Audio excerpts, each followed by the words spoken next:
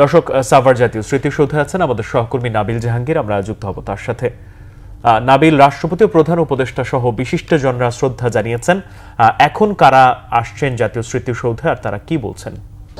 মাহমুদ, বিশিষ্টজনদের শ্রদ্ধা জানানোর পথে কিন্তু আমরা দেখছি যে বিভিন্ন রাজনৈতিক দল, সংগঠন এবং সাধারণ মানুষ তারা কিন্তু বাংলাদেশের বিভিন্ন প্রান্ত থেকে তারা আজকে স্মৃতিসৌধে আসছেন এবং মুক্তিযুদ্ধের বীর শহীদদের প্রতি তারা শ্রদ্ধা জানাচ্ছেন। আমরা কিন্তু তাদের সাথে কথা বলার চেষ্টা করছিলাম। তারা যেটি বলছিলেন যে 9 মাস রক্তক্ষয়ী যুদ্ধের পর এই স্বাধীন দেশ এবং যে স্বাধীনতা তার সুফল যাতে প্রতিটি সাধারণ মানুষের কাছেই পৌঁছায় তেমনটি কিন্তু আসলে তারা প্রত্যাশা করছেন এবং বিভিন্ন রাজনৈতিক দলের পক্ষ থেকেও কিন্তু নেতারা এসছেন এবং তারা কিন্তু শ্রদ্ধা জানিয়েছেন। আমরা দেখেছি যে বিএনপির পক্ষ থেকে শ্রদ্ধা জানানো হয়েছে এবং কি জাতীয় পার্টির পক্ষ থেকেও কিন্তু একটি দলকে আমরা দেখেছি যে কিছুক্ষণ আগেই তারা শ্রদ্ধা জানিয়েছেন এবং সাধারণ মানুষ যারা আসছে তাদের মধ্যে অনেকেই কিন্তু তাদের ছোট ছোট বাচ্চাদেরকে নিয়ে আসছে। তারা নতুন প্রজন্মের মধ্যে, পরবর্তী প্রজন্মের মধ্যে যাতে এই স্বাধীনতার চেতনা, মুক্তিযুদ্ধের চেতনা ছড়িয়ে পড়ে সেটি কিন্তু তারা বলছেন এবং সেই সাথে বলছেন যে এই যে মুক্তিযুদ্ধ নিয়ে 55 বছর পরেও যে এত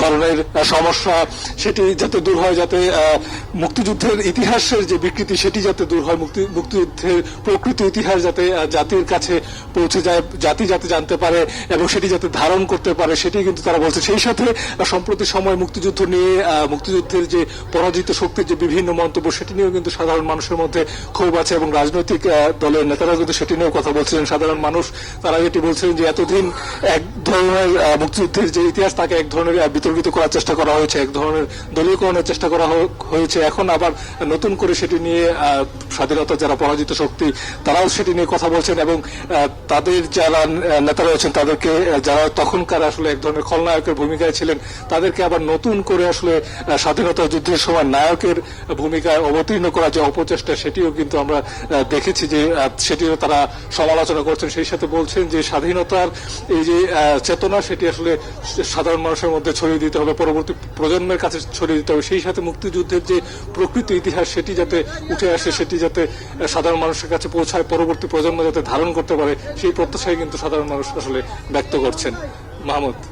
নাবিল, আপনাকে ধন্যবাদ।